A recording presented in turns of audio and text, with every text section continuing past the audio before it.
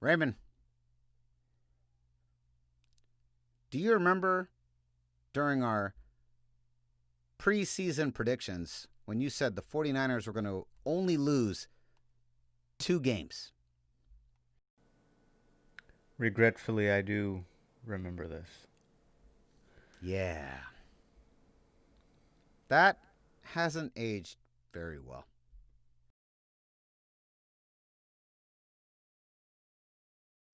This is the Gold Cast. Boom! Welcome to another edition of the Gold Cast. We are the voice of the Bay. I'm your host, Rudy Solis III, and with me is my brother, my co-host, Raymond Solis the first, baby.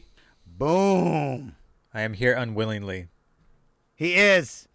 Not only did Ray not want to record this episode because it sucks to record episodes when we lose, we're also here super late, and it's entirely my fault. I am literally 2 hours late to this episode. So, Raymond, thank you so much for joining us on the Gold Cast. Thank you for being here. All right, let's just get through this as quickly as possible because there's a lot to unpack, especially what happened at the beginning of the third quarter. We all know what I'm talking about. So this game very quickly gets out of hand.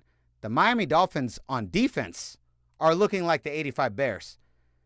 The Miami Dolphins on offense are looking like the 1984 Miami Dolphins led by Dan Marino. This team, we had a guy starting at cornerback whose name was Bryan Allen.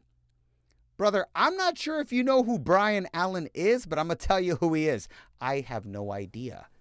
I know who he's not. He's not Barry Allen, that's for sure, because the one thing he was lacking was speed to catch up with all the wide receivers that were burning his ass all throughout the first half of the football game. And it wasn't until that second score by Devontae Parker when Kyle Shanahan finally came to his senses and said, all right, I'm going to put in Ahkello Witherspoon. I was like, wait, Ahkello Witherspoon was available? Where the hell was he? Where was Ahkello Witherspoon? Why is a guy named Bryan Allen starting over Ahkello Witherspoon? Can we just talk about that for 1 second?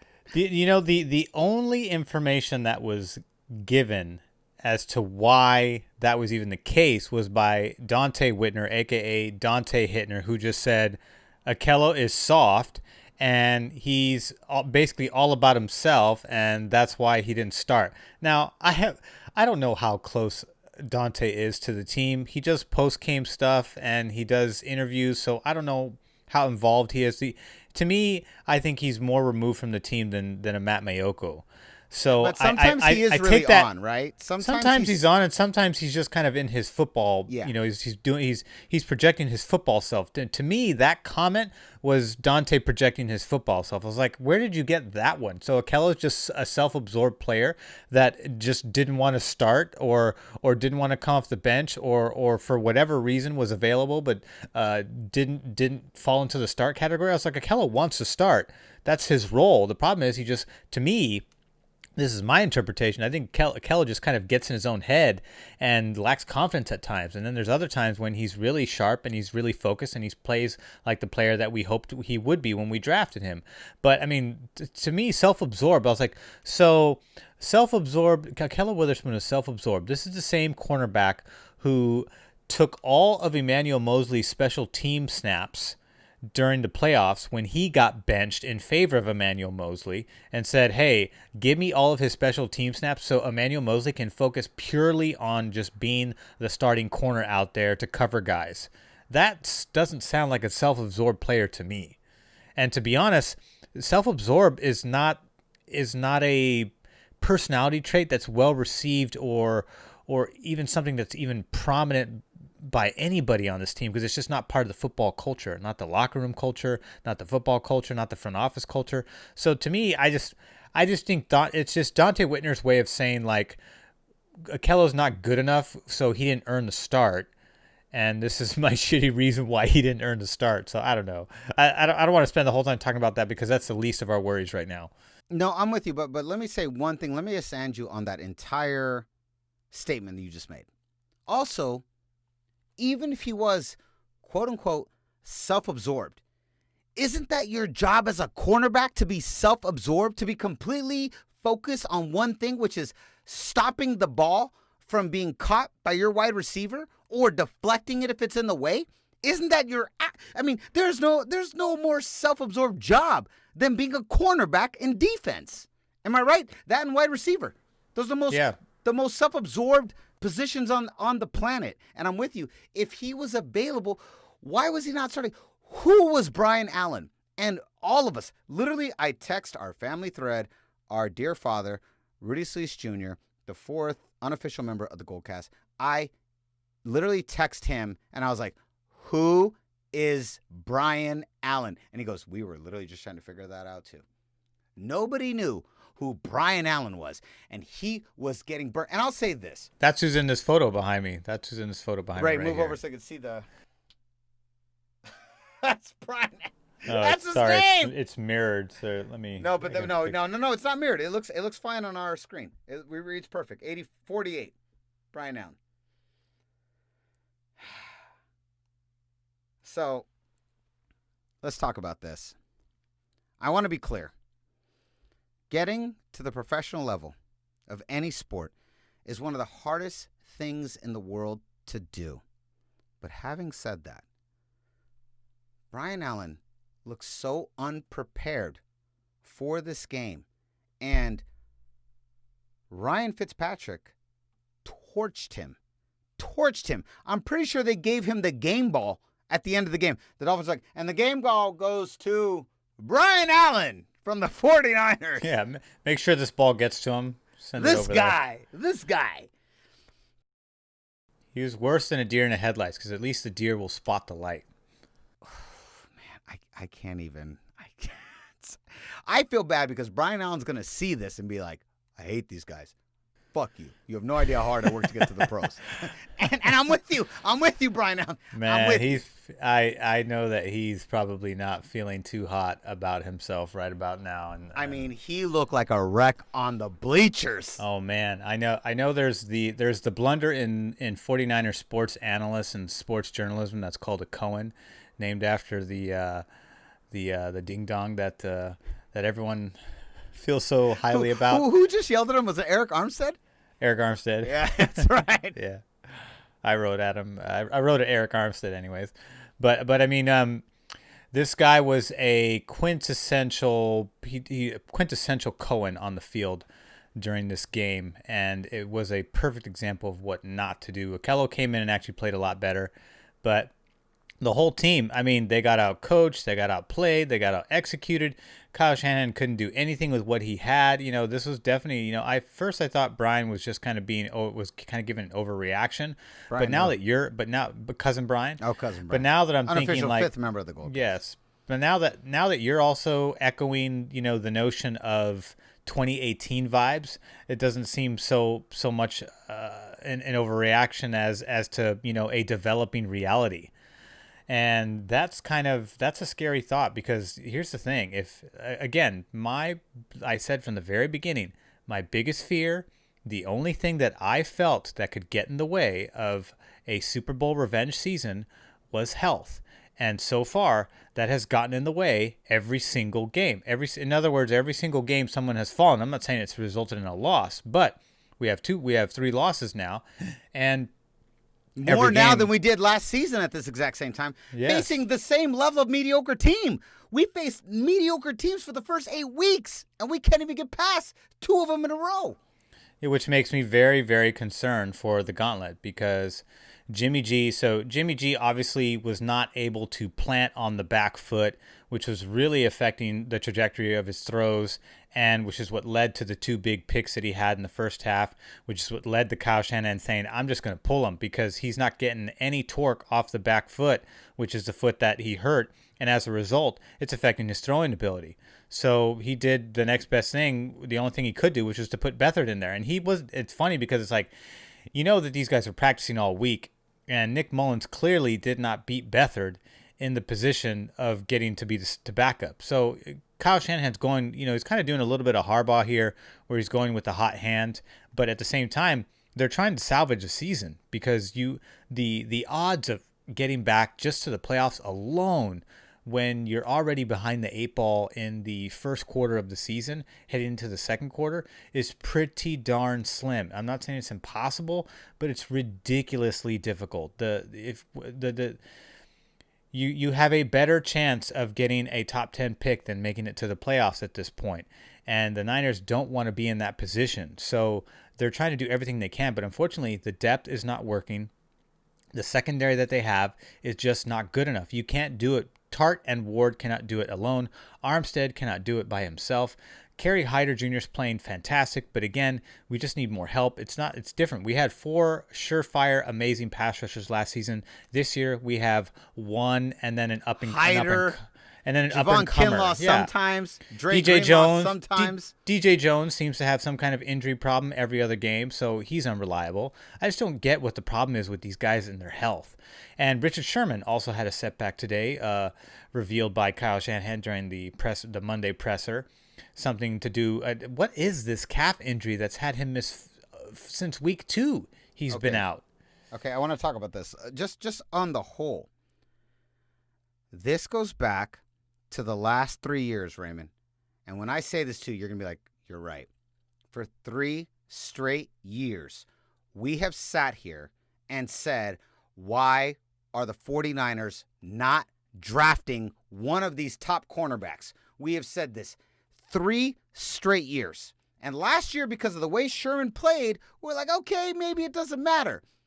But even 3 drafts in a row, we've been like, where's the cornerback? Where's this cornerback? Where's the depth at cornerback? We haven't done it. And now, Raymond, now look. Now in 2020, it has finally caught up with us. We have managed to kind of get past it several times in a row, several years. But eventually, it's going to catch up, and now it caught up. Now, Raymond, we're in a position where's that cornerback? I think you need to consider moving Sherman to free safety like they've been talking about, which is what happens to some corners. You move them to safety. As they get older and they age out exactly. of that Like position. Ronnie Lott. Ronnie Lott was a corner, then he moved to safety, and then he's still a Hall of Famer even in that position. And actually played. That's where his best was. Yeah, his best years were there. Yeah. Although he was a very good corner too in the short time that he was a corner. But I think it's time because Jimmy Ward is so versatile. You could almost put Sherman back there with Tart and then move Jimmy to corner, because he's that good. You know, he has played corner before. He has the versatility to play corner. I just think because the safety position gives him, I think, utilizes his versatility a lot better because you can put him into the box, you can have him against the run, or you can have him defend the pass. Versus corner, he's more or less kind of confined to just covering guys. You know, it's a little bit more restrictive.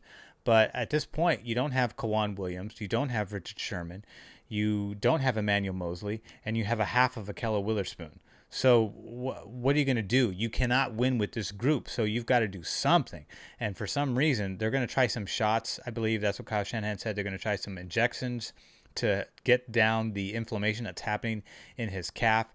Why that's happening in the first place, I don't know. But the thing is, we cannot rely on Richard Sherman to stay healthy at this point. Unfortunately, that's just the reality. His age, the wear on his body is starting to take a toll. And he came back from a devastating injury and had a fantastic year last year. But now he's completely regressed because of health. Not skill wise, he hasn't. And this regressed, was the but fear, right? health-wise, This was the fear that that's this the risk would you happen. take. They took a huge risk by signing him in the first place, and he knew it, which is why he represented himself and brokered his own deal, which kudos to him. But at the same time, now it's coming back to haunt us because it's very short-lived. He was healthy and played a couple seasons so far, but the season before 2019, he played okay, but at the same time, he wasn't his full self. He was his full self last season. He played great all year long. But now we're seeing another fallout, another setback via his health. And so now I think going into the, I hate to start even having this discussion now, but looking ahead, if we see more of the same of what we're seeing now, then yeah, the Niners are going to have a higher draft pick than I would hope for them to have, than they had this past season. And if that's the case, then you're going to have to start looking outside of defensive line and start looking at corner. Maybe start with corner, then go defensive line. Or if you really want to go defensive line again, I really don't think they should, but I think they should definitely start to look at corner again. Okay, because, well, Brayman, I'm glad you brought this up because this is actually was going to be my next subject. You just segued into it. I mean, we haven't even really talked about the game. That's how much is going on right now with the 49ers. So now, Raymond, I'm going to go into a subject that I feel is hot takey, and I don't like hot takey subjects. We're not a hot take podcast. The Goldcast is not a hot take podcast, and we're proud of that. We're proud of the fact that we don't make overreactions. We're not doing like some of these other guys we've already mentioned that every line is bait, click, blah, blah, blah.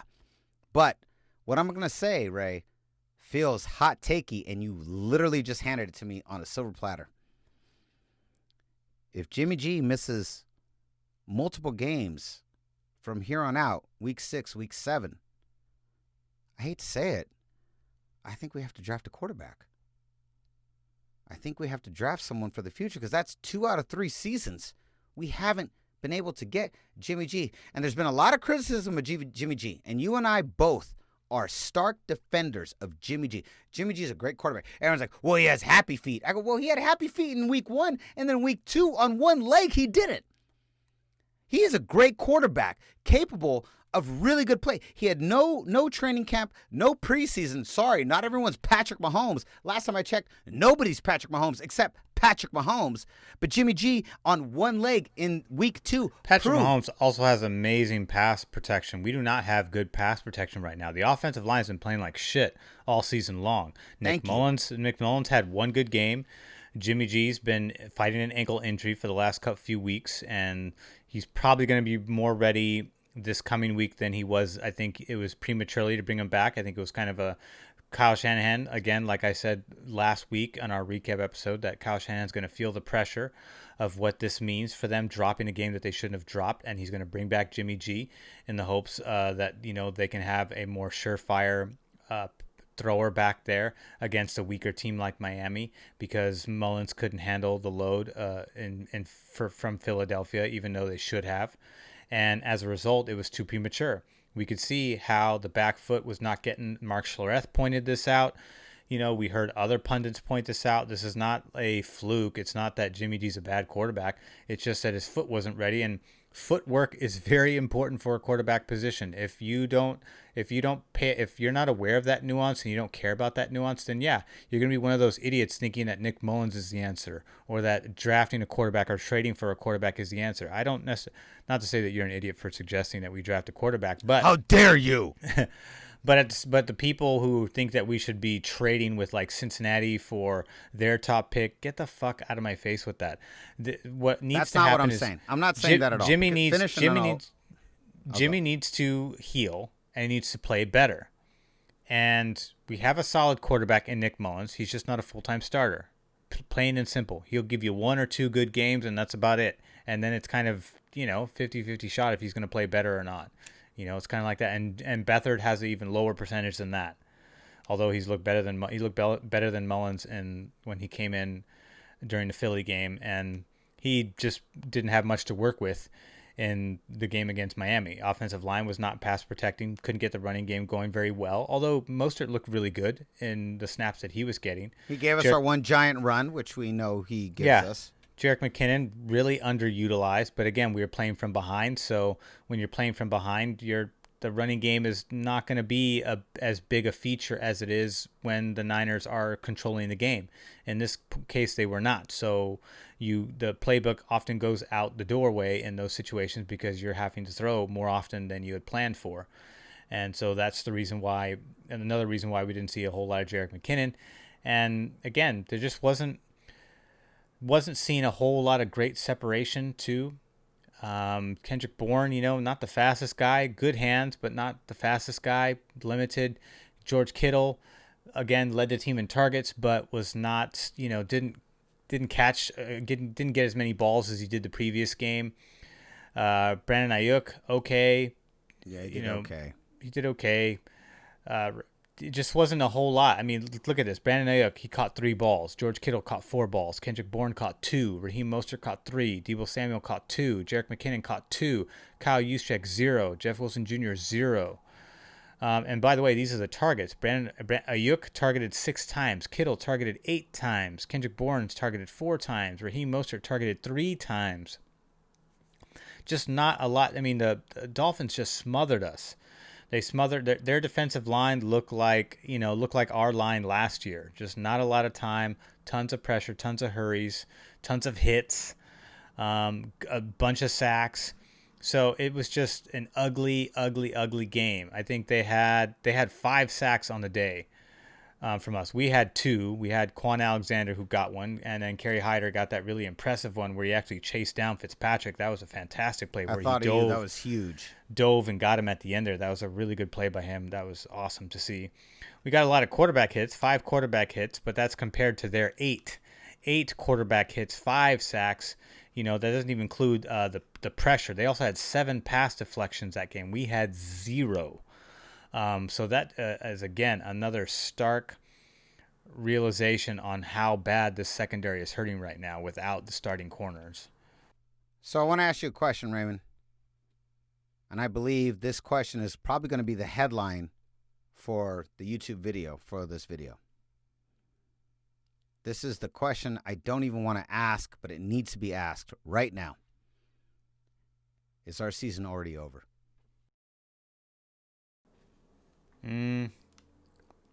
There's a glimmer of hope in this gauntlet if we can pull out 500. But if no one gets healthy in time, if Sherman continues to miss games, and it looks like he's projected to miss another game, if Jimmy misses another game, if any of those guys miss games coming up, then I guarantee you it's a loss to the Rams. I agree too. Not to get into our preview episode, which is in a couple days, but if they can't be healthy, that's a loss to the Rams, and that's a loss to whoever the next opponent is if they can't stay healthy for that. If they're healthy, then the offense can compete and help carry the defense. But it all hinges on health, and right now the Niners don't have it, unfortunately. I don't know what it is. The Niners are almost, they kind of remind me of the Giants, where Giants will go to a World Series, then be super banged up and not even make the playoffs the next year. Then they would go to a World Series, be super banged up, and not make the playoffs the next year. That was just how the MO was during that 5-year stretch when they won 3 out of 5. The Niners, for some reason, are channeling that, albeit with a Super Bowl loss. But it might be that case where they're just one of those teams that just cannot reset and stay healthy enough for the next season. And part of it has to do with the fact that sometimes John Lynch does take some risk on some guys. Low risk, high reward. Your Jason Verrett's, your Richard Sherman's. Jason Verrett did play well when he was out there, though, so I did like what I saw from him. Fred Warner continues to play at a Pro Bowl level every single game, despite all of that. Jimmy Ward, Iron Man, he's playing solid right now. But unfortunately, and Jaquiski Tartt was also solid as well for what he did. Dre Greenlaw was in the mix too. So Jimmy Ward, Jaquiski Tartt, Dre Greenlaw all had 7 sacks, 5 solos each. So very consistent with the guys who are in there. Quan was good. Quan had 5, 4, a sack, and a TFL, so good for him. And Bryan Allen, 3 tackles, 3 solos. God, it was so horrible. Javon Kinlaw was kind of, didn't really do much. I didn't really see him flash and do anything all that impressive. Ever since I put him on the scope, he's not really done much. Not at all. Unfortunately, I don't know how long it's going to take for him to come along, but I was excited about the pick, but so far through 5 games, there's just not a lot. He's just got a steep learning curve. We look like the losers on that trade, unfortunately. We do so far. Yeah. If he's able to come around and really step into his role, then great. But so far, I mean, this is as bad as it gets, and it could get this is as bad as it gets right now. It could very well. We're not even in the gauntlet, Ray. We haven't even faced. Well, that's what I was alluding to. Toughest, in my opinion, the toughest 6-week stretch of any team in professional football. We're going to go against the Rams, the Seahawks, the Packers, the Saints, the Rams again, like all in a row. And they all look pretty good relative to our play. They look great. They all look playoff bound, and we do not. We look top 10 pick bound. So I'm going to say this. Since I asked you the question, I will answer my own question. I'm going to tell you right now, I hate to say it, and I'm going to say it. I'm going to say it here, and I'm not being hot takey. I think this season is done. I think it's over. I don't think there's enough here to win out in the NFC West. If we were in the NFC South or the NFC East, which is a fucking garbage dumpster fire, sure. But in this division, 3 losses, already won to a garbage Arizona, which I'm so happy they've proved more and more as the season gone on that they're fucking garbage. Those guys thought they were going to win number 1. I'm like, that's impossible. All 3 losses this year have been to garbage teams. Yeah. Which says, what about us? So, great point. I hate to say it, I think this season's done. Now, having said that, you, Goldcast Nation, don't turn off the subscribe button to the show. Stay with us. We've got many great episodes coming. But I'm going to say this. I don't mean to be hot takey, and maybe I sound hot takey, but Raymond, I am telling you right now, I think this season's over. I think it's already done. Like, we've lost 3 games. Seahawks are undefeated. Undefeated. The Rams have only lost 1 game. And we've only lost...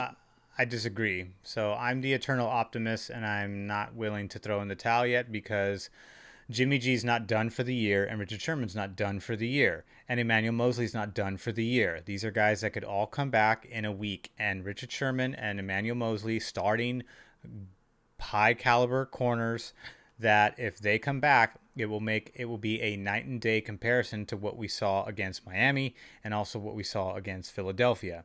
And if Jimmy G comes back, he will obviously be a night and is able to actually plant and able to generate some better torque from his back foot when he steps into those throws. Or what foot was it? I forget which foot. This is right, I believe. Which is his back foot when he throws because he's right-handed. So right if he's able to plant and step into his throws and able to generate pressure from his back foot, then better than he did this past week, then he's going to make those throws. You know, Jimmy G, the pick he threw was the first pick he threw this year. Granted, he's missed a couple games, but before that, he was turnover free. So the point is that, he can play when he's healthy. Richard Sherman can play when he's healthy. Emmanuel Mosley's a great number 2 corner when he's healthy. And if these guys come back, they're going to make a huge difference. Now, we know Dee Ford is gone for the foreseeable future. Another bad pick, a guy who has injury history. And I was excited when he first came to the team, but now he's just kind of really stepping into that role. Now we kind of see why Kansas City was okay letting him go. They have much more healthy players that are consistent on that line that are playing just as good as he did when he was there. So you that's know what somebody the play is, Ray? You know what we got to do, right? We take Dee Ford and we package like a second rounder and we go get Aldon Smith. We get him back to the Niners. Come back home, baby. We get Aldon Smith. I'm sorry. I'm just kidding. that's never. I was just trying to go as hot takey as I could get in this episode. Oh man, but that would be actually insane. I'd be like, I would not give up. Definitely wouldn't give up a second pick for Aldon Smith. Hey, but you know what? Seeing what he's been able to do, and granted, he hasn't. He's been a little up and down over there for the whole season. But seeing what he was able to do, can you imagine if he just stayed sane and never left the Niners? How fucking dope he would be right now. Him and Bosa and Dee Ford for the 4 games we get him a year? Come on. It would be destruction. But unfortunately, it'd be a wrap. But we don't live in that universe. We live in the alternate universe where Aldon Smith went crazy and signed with the Cowboys 5 years later and still somehow managed to get like 4 or 5 sacks, which is unbelievable. He has 4 sacks on a year. He's on pace for double-digit sacks this year. Double-digit sacks and double-digit TFLs. Gone 5 years. 5 years. 5 years he's making bomb threats in airports and then comes back and now he's like nothing. 4 sacks. Anyways. Yeah, but Dallas has worse problems than we do. Jimmy G didn't snap his foot in half. Okay, so let's go back to this, Raymond. So this is the big controversy. This is the second most controversial hot take that everyone's been talking about. There's a lot of people out there that assume Jimmy G was benched because he wasn't playing well, even though Shanahan confirmed he was benched because he was struggling to put weight on that ankle. Right, Still, which is what I people already don't said. believe it. So, Raymond, where do you lie? Let's set the Goldcast Nation straight right now.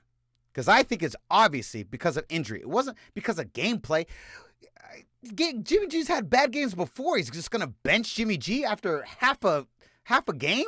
You're just going to be like, fuck it, you're sitting down for no reason?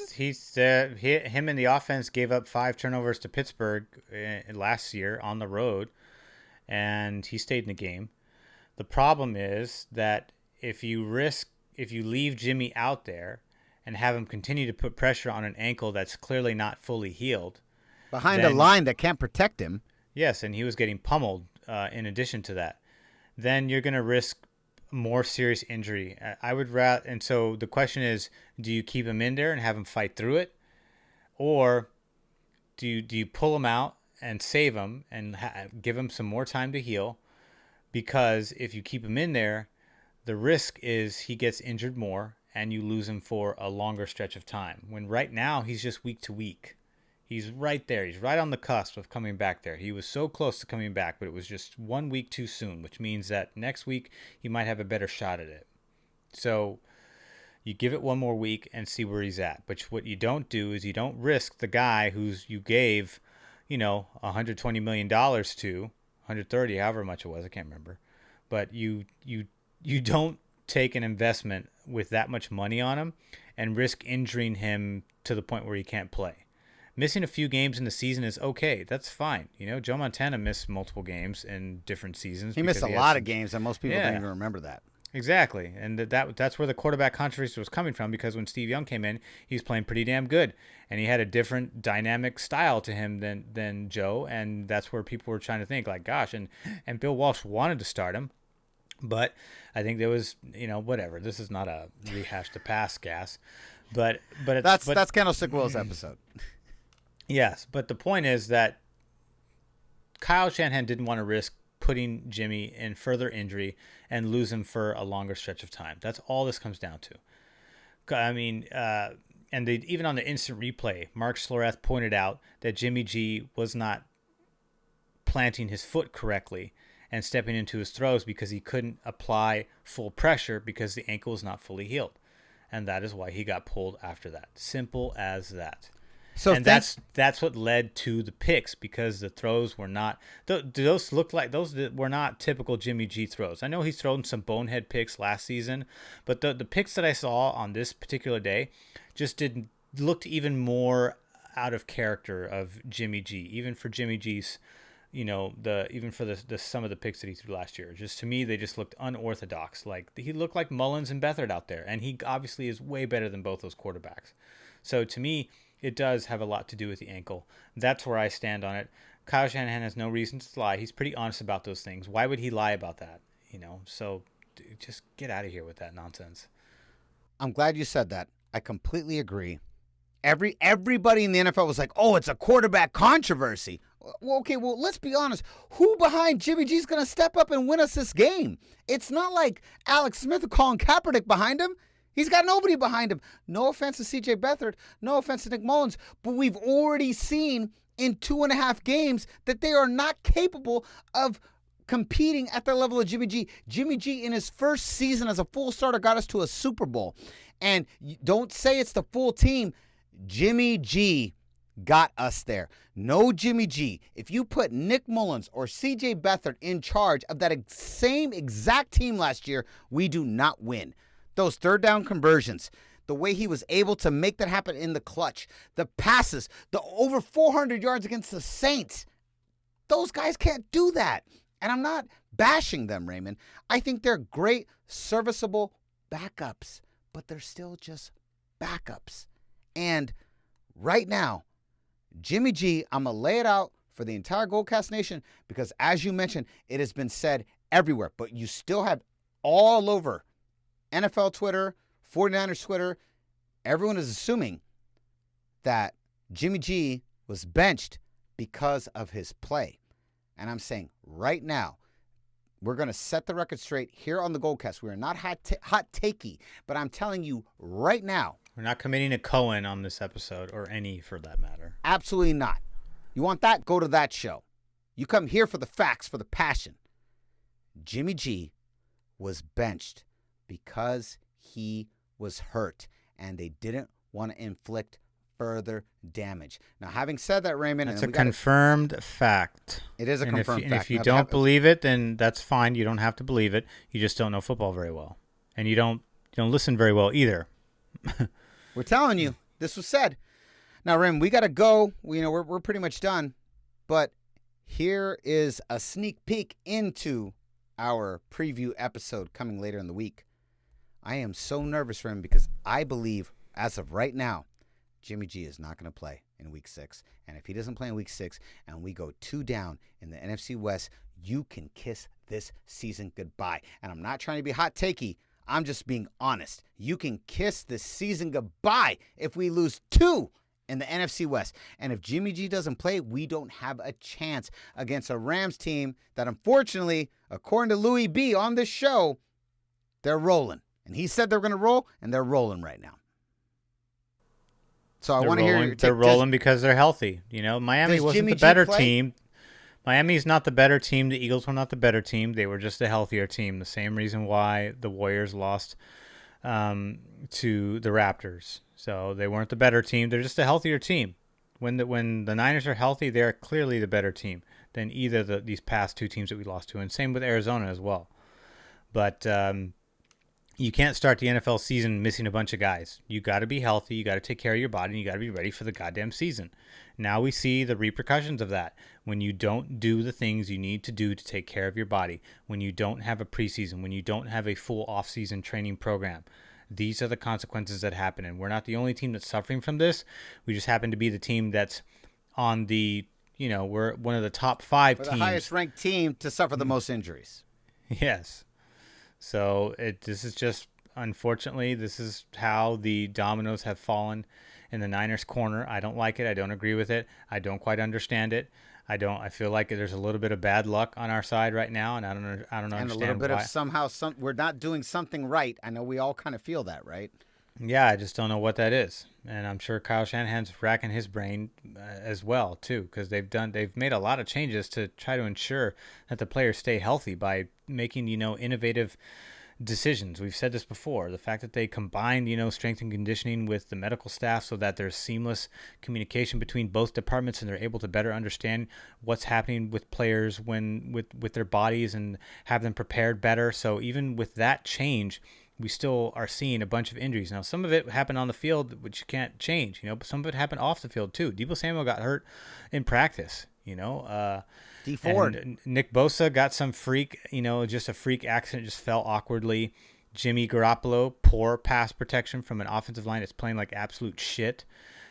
Trent Williams hasn't played in a while, so obviously there's some reacclimation that he has to do. Mike McGlinchey just doesn't seem like himself quite this season. I feel like we're most vulnerable up the middle with our center guy. Well, we don't have our center. We don't have our center right now. That's clearly an issue. Even though those guys played really good last year down the stretch when they stepped in, the offensive line seemed to not really miss a beat. But this year, they just haven't been able to carry that over. Remember, no Joe Staley this year, and although Trent Williams has been pretty good most of the time, there is a little bit of rust, and he has missed some plays here and there and allowed some things. But for the most part, he's been the best player on that line. But we do need our center back. We need the interior to play better. The guards need to play better, and we need our corners back. We can't rely on these guys. I mean, Jason Verrett is actually pretty decent. I'll give it to him. He's actually not too bad. But he clearly isn't capable of playing every down right now. Well, Fitzpatrick said Fitzpatrick and company said hey, who the hell is this Bryan Allen guy? I don't know. Let's throw him the ball. So they just kept targeting him over and over. They gave him the game ball at the end of the game, right? They were like, hey, game ball goes to Bryan Allen, our most valuable player. Thank you, Bryan Allen. And he's like, well, I'm wearing a Niner jersey. That happened. They said, we don't care. Okay, They're still getting the ball. I got 3 questions for you. 3 really hard questions, and then we're out today. Question number 1. Do we need to draft a cornerback in the next draft or trade for one? I say draft, not trade. I say no trade, draft for sure. Okay. Richard Sherman's not getting any younger. He's not going to his health isn't going to improve as he ages. So you have to start planning for that future. Question number 2. Do we have to draft for a right or left guard? It's never a bad idea to draft offensive line. All right, Ray. We've drafted offensive line every season so far. All right, Ray. Here's the one. You know the one I'm going to say. The toughest question I'm going to deliver. 2 out of 3 years. Our boy, Jimmy Garoppolo, has been hurt. 2 out of 3 years has not been able to perform the amount of games he's contracted out to perform. I love Jimmy G. But Raymond Solis the first. Do we have to draft a rookie QB in the next draft? I doubt it. You doubt it? No, it's not going to happen. I think we have to. Jimmy's only missed a few games. It's not. But if he doesn't play next week or the week after, that doesn't automatically equal draft quarterback. Well, I'm just saying we draft somebody that can mentor underneath him. He hasn't played. They draft Beathard in like the 3rd or 4th round in 2017. If they did go with a quarterback, they would draft him in the late rounds. They're not going to take an early quarterback. I mean, I'm fine with that, but Beathard and Mullins clearly cannot lead this team if Jimmy G goes down. And right now, we cannot depend on the health of Jimmy G. So we've got to do something for insurance, right? We got to start looking at maybe. I doubt it.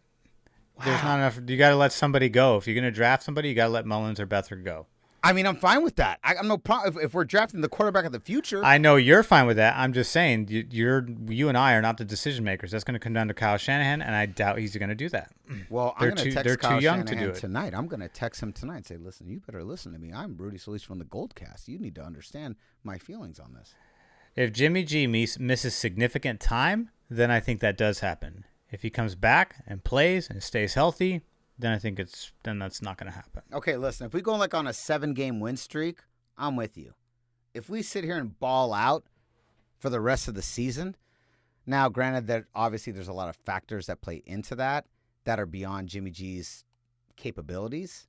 But having said that, I disagree, Ray. I think we have to draft somebody that we think is capable of ushering this team into the next era, simply because Jimmy G now at this point, 2 out of 3 seasons, hurt. 2 out of 3 seasons, not capable of playing the contracted games he's paid to play. He gave us one great season. If he's out week 6, week 7, I mean, it's not about, I love Jimmy G. I think Jimmy G is great. I don't like the haters. I think everything they're saying is bullshit.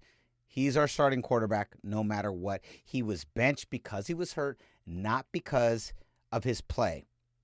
Everybody has a bad game. Joe Montana has had some horrific games on record on YouTube. You can go see them right now. Him getting roasted. What about when the 49ers 3 years in a row got bounced out in the first round 3 years in a row after the 84 Super Bowl? No one talks about that. We're the only guys that know that, only because I'm a historian on that. So I am not saying that I don't think he's capable of leading the team. What I'm saying is I just am not sure if we can trust his health. I'm not trying to sound hot takey. Who can you trust back there if the offensive line is not protecting? It's not all on Jimmy. He got hurt because the offensive line allowed the Jets to sack him and fall on his ankle. So put Mullins back there, that happens to him. Put Beathard back there, that happens to him. Put any draftee back there, that happens to them. If the offensive line cannot protect, then it doesn't matter what quarterback you got back there. Someone's going to get hurt because that's the game of football. So first thing needs to happen is the offensive line needs to start playing better, because that's the first line of defense for Jimmy, for any quarterback that's back there, including Jimmy Garoppolo. And if they can't protect him, then that's on them. I mean, some of it's on Jimmy too. But at the same time, that's why he got hurt. He didn't get hurt because he's soft. He got hurt because his line is shitty right now. They're just giving up sacks. You're absolutely right. No question, no debate. But we're going to kick this out to the Goldcast Empire. What do you think? Who's right?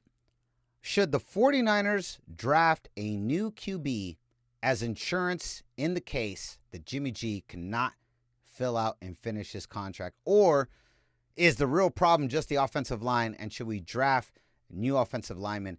Let us know down in the comments. YouTube.com/thegoldcast. Don't forget to like and subscribe. That is how this channel grows. We are clearly, obviously, your favorite 49ers podcast, video podcast that exists. But prove it. Like and subscribe and let us know. Let us know in the comments, what do you think about that game? Where's the problem? Is it the offensive line? Is it the quarterback? I agree with Ray. We need to draft. It's both. We need to draft new linemen, but I also am very nervous about the health of Jimmy G, and I believe we need insurance for us. Let us know what you think and if you agree. YouTube.com/thegoldcast. We're going to be back later in the week, and we are right now in the middle of developing our wine bottle 49ers team with Candlestick Will. We're taking a poll. Go on to Twitter right now. Go on to Candlestick Will's page. We are taking a poll. We want to hear from the Goldcast Empire what you think about the selections we have for the Wine Bottle 49ers team, the greatest 49ers team ever assembled, built from players from all eras. Basically, we're starting from 1980 on, and we're like, is it 81 Dwight Clark or 88 John Taylor, 94 Steve Young, 89 Joe Montana? We are trying to pull together the greatest team ever assembled for the 49ers using players from all eras, and we want your input. Go onto Twitter @CandlestickWill. Look at his polls and give us a shout out, because whatever you decide is going to help us pick the greatest wine bottle 49ers team of all time. Raymond, any final thoughts before we wrap up today? No, just super frustrated. Super frustrating. Yeah, me too. This whole team dropped a big-ass Cohen on the field this past Sunday against Miami. They really did, and this team is giving me 2018 vibes. But let's not forget, we are called the 49ers Faithful. You are called, listening to us, the Goldcast Empire. We do not run. We do not hide. We do not quit on our teams. So keep watching, keep supporting, and we'll be back later in the week with our preview episode of the beginning of the Gauntlet 2 against the Los Angeles Rams. And so concludes another edition of the Goldcast. We are the voice of the Bay. I'm your host, Rudy Solis III, and with me is my brother, my co-host, Raymond Solis first, baby. Boom! We'll see you next time. Same Goldcast time, same Goldcast channel.